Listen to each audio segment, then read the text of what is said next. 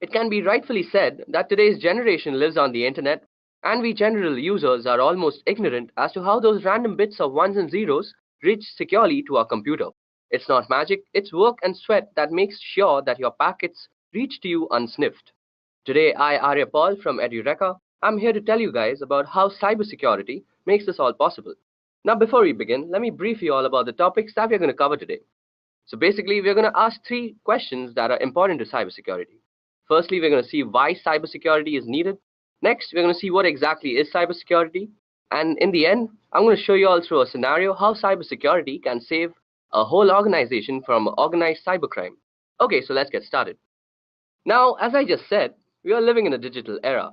Whether it be booking a hotel room, ordering some dinner, or even booking a cab, we're constantly using the internet and inherently constantly generating data. This data is generally stored on the cloud, which is basically a huge data server or data center that you can access online. Also, we use an array of devices to access this data. Now for a hacker, it's a golden age. With so many access points, public IP addresses, and constant traffic and tons of data to exploit, black hat hackers are having one hell of a time exploiting vulnerabilities and creating malicious software for the same. Above that, cyber attacks are evolving by the day.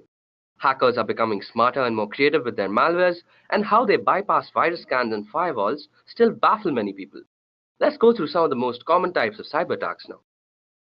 So as you guys can see, I've listed out 8 cyber attacks that have plagued us since the beginning of the internet. Let's go through them briefly. So first on the list we have general malwares.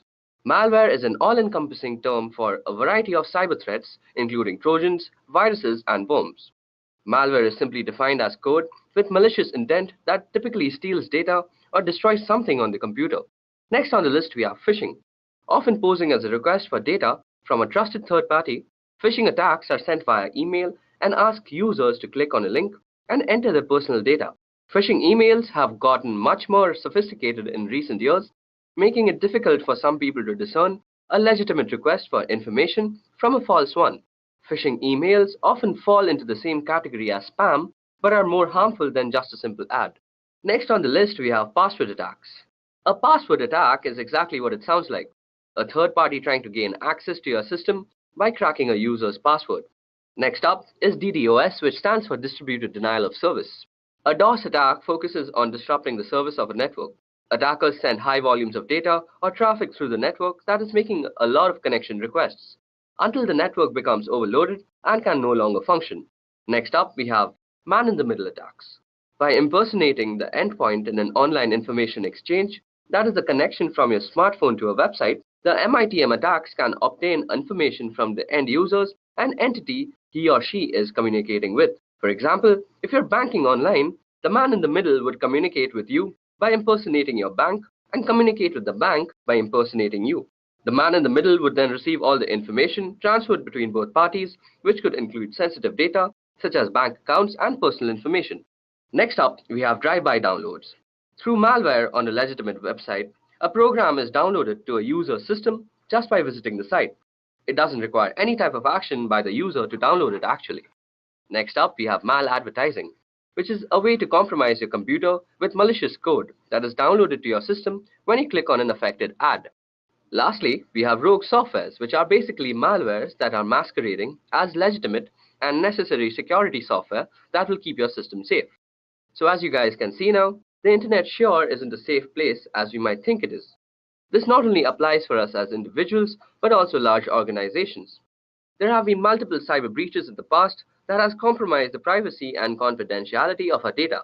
If we head over to the site called Information is Beautiful, we can see all the major cyber breaches that have been committed. So as you guys can see, even big companies like eBay, AOL, Evernote, Adobe have actually gone through major cyber breaches, even though they have a lot of security measures taken to protect the data that they contain. So it's not only that small individuals are targeted by hackers and other people, but even bigger organizations are constantly being targeted by these guys. So after looking at all sorts of cyber attacks possible, the breaches of the past, and the sheer amount of data available, we must be thinking that there must be some sort of mechanism and protocol to actually protect us from all these sorts of cyber attacks. And indeed, there is a way, and this is called cybersecurity. In a computing context, security comprises of cybersecurity and physical security. Both are used by enterprises to protect against unauthorized access to data centers and other computerized systems. Information security, which is designed to maintain the confidentiality, integrity, and availability of data, is a subset of cybersecurity. The use of cybersecurity can help prevent against cyber attacks, data breaches, identity theft, and can aid in risk management. So, when an organization has a strong sense of network security and an effective incident response plan, it is better able to prevent and mitigate these attacks. For example, end user protection defends information and guards against loss of theft, while also scanning computers for malicious code. Now, when talking about cybersecurity, there are three main activities that we are trying to protect ourselves against, and they are unauthorized modification, unauthorized deletion, and unauthorized access.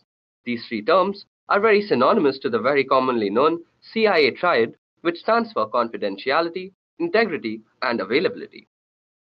The CIA triad is also commonly referred to as the three pillars of security, and most security policies of bigger organizations and even smaller companies are based on these three principles. So let's go through them one by one. So first on the list, we have confidentiality. Confidentiality is roughly equivalent to privacy. Measures undertaken to ensure confidentiality are designed to prevent sensitive information from reaching the wrong people, while making sure that the right people can in fact get it. Access must be restricted to those authorized to view the data in question. It is common as well for data to be categorized according to the amount and type of damage that could be done should it fall into unintended hands.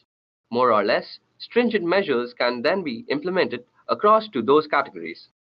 Sometimes safeguarding data confidentiality may involve special training for those privy to such documents. Such training would typically include security risks that could threaten this information. Training can help familiarize authorized people with risk factors and how to guard against them. Further aspects of training can include strong password and password-related best practices and information about social engineering methods to prevent them from bending data handling rules with good intention and potentially disastrous results. Next on the list, we have integrity. Integrity involves maintaining the consistency, accuracy, and trustworthiness of data over its entire life cycle. Data must not be changed in transit, and steps must be taken to ensure that data cannot be altered by unauthorized people, for example, in a breach of confidentiality. These measures include file permissions and user access controls. Version control may be used to prevent erroneous changes or accidental deletion by authorized users becoming a problem. In addition, some means must be in place to detect any changes in data that might occur as a result of non-human caused events, such as electromagnetic pulses or server crash. Some data might include checksums, even cryptographic checksums for verification of integrity. Backup or redundancies must be available to restore the affected data to its correct state. Last but not the least is availability. Availability is best ensured by rigorous maintaining of all hardware, performing hardware repairs immediately when needed, and maintaining a correctly functional operating system environment that is free of software conflicts. It's also important to keep current with all necessary system upgrades. Providing adequate communication bandwidth and preventing the occurrences of bottlenecks are equally important. Redundancy, failover, and even high availability clusters can mitigate serious consequences when hardware issues do occur. Fast and adaptive disaster recovery is essential for the worst-case scenarios. That capacity is reliant on the existence of a comprehensive disaster recovery plan. Safeguards against data loss or interruption in connection must include unpredictable events such as natural disasters and fire. To prevent data loss from such occurrences, a backup copy must be stored in a geographically isolated location, perhaps even in a fireproof water-safe place. Extra security equipments or software such as firewalls and proxy servers can guard us against downtimes and unreachable data due to malicious actions such as denial of service attacks and network intrusions. So now that we have seen what we are actually trying to implement when trying to protect ourselves on the internet, we should also know the ways that we actually protect ourselves when we are attacked by cyber organizations. So the first step to actually mitigate any type of cyber attack is to identify the malware or the cyber threat that is being currently going on in your organization. Next, we have to actually analyze and evaluate all the affected parties and the file systems that have been compromised. And in the end, we have to patch the whole treatment so that our organization can come back to its original running state without any cyber breaches. So how is it exactly done? This is mostly done by actually calculating three factors. The first factor is vulnerability, the second factor is threat, and the third is risk. So let me tell you about the three of them a little bit. So first on the list of actual calculations, we have vulnerability. So a vulnerability refers to a known weakness of an asset that can be exploited by one or more attackers. In other words, it is a known issue that allows an attack to be successful. For example, when a team member resigns and you forget to disable their access to external accounts, change logins, or remove their names from the company credit cards, this leaves your business open to both unintentional and intentional threats. However, most vulnerabilities are exploited by automated attackers and not a human typing on the other side of the network. Next, testing for vulnerabilities is critical to ensuring the continued security of your systems by identifying weak points and developing a strategy to respond quickly. Here are some questions that you ask when determining your security vulnerabilities. So you have questions like, is your data backed up and stored in a secure offsite location? Is your data stored in the cloud? If yes, how exactly is it being protected from cloud vulnerabilities? What kind of security do you have to determine who can access, modify, or delete information from within your organization? Next, like you could ask questions like, what kind of antivirus protection is in use?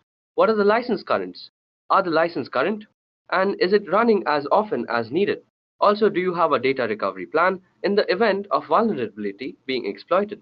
So these are the normal questions that one asks when actually checking their vulnerability. Next up is threat. A threat refers to a new or newly discovered incident with potential to do harm to a system or your overall organization. There are three main types of threat: natural threats like floods or tornadoes, unintentional threats such as employee mistakenly accessing the wrong information, and intentional threats.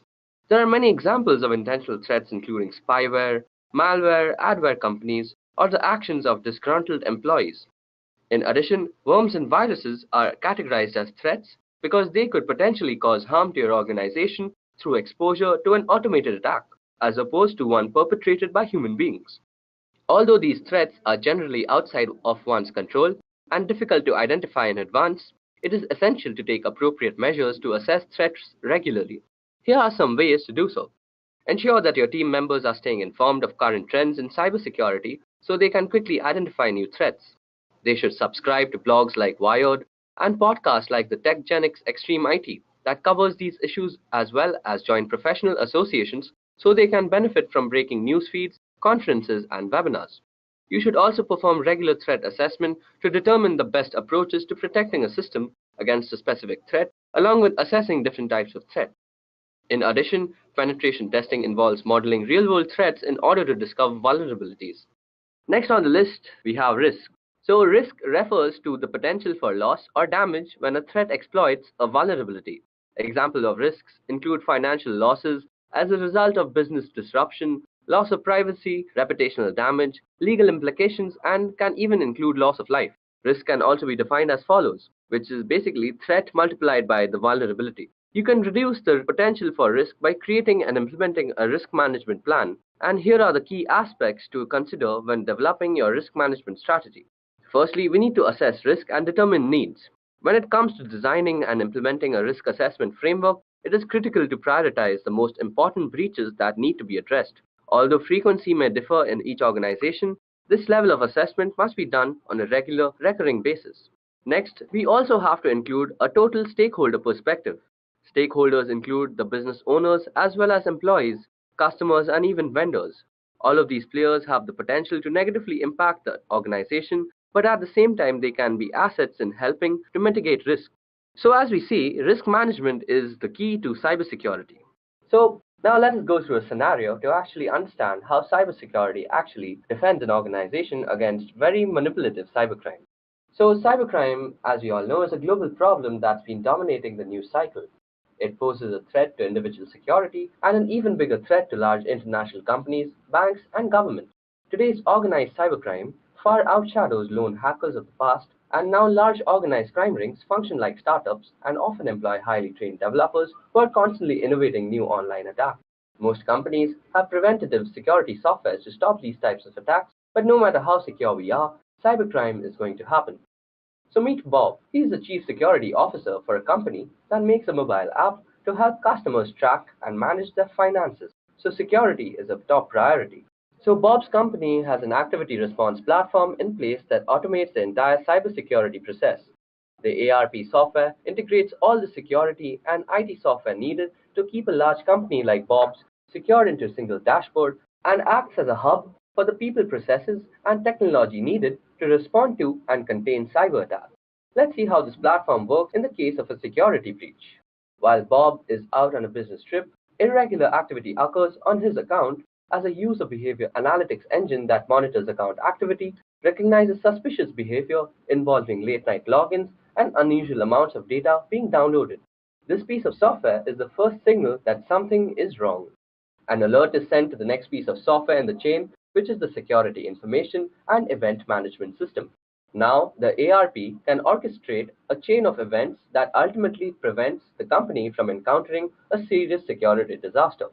The ARP connects to a user directory software that Bob's company uses, which immediately recognizes the user accounts belong to an executive who is out on a business trip and then proceeds to lock his account. The ARP sends the incident IP address to a threat intelligence software which identifies the address as a suspected malware server. As each piece of security software runs, the findings are recorded in the ARP's incident, which is already busy creating a set of instructions called a playbook for a security analyst to follow. The analyst then locks Bob's accounts and changes his passwords. This time, the software has determined the attempted attack came from a well-known cybercrime organization using stolen credentials. Bob's credentials were stolen when the hacker found a vulnerability in his company's firewall software and used it to upload a malware-infected file. Now that we know how the attack happened, the analyst uses the ARP and identifies and patches all the things. The ARP uses information from Endpoint Tool to determine which machines need to be patched, recommends how to patch them, and then allows the analyst to push the patches to all the computers and mobile devices instantly. Meanwhile, Bob has to alert the legal departments of the breach, and the ARP instantly notifies the correct person of the situation and the status of the incident after the attack is contained. And Bob's account is secured. The analyst then communicates which data may have been stolen or compromised during the incident. He identifies which geographies, jurisdictions, and regulatory agencies cover the users and information affected by the attack. Then the ARP creates a series of tasks so the organization can notify the affected parties and follow all relevant compliances and liability procedures. In the past, a security breach this large would have required Bob's company to involve several agencies and third parties to solve the problem, a process that could have taken months or longer. But in a matter of hours, the incident response platform organized all of the people, processes, and technology to identify and contain the problem, find the source of the attack, fix the vulnerability, and notify all affected parties. And in the future, Bob and his team will be able to turn to cognitive security tools. These tools will read and learn from tens of thousands of trusted publication blogs and other sources of information. This knowledge will uncover new insights and patterns, anticipate and isolate, and minimize attacks as they happen, and immediately recommend actions for security professionals to take, keeping data safe and companies like Bob's out of the headlines. Okay guys, I hope you all learned something about cybersecurity today and why it is so essential in today's world. That's it from me. Goodbye.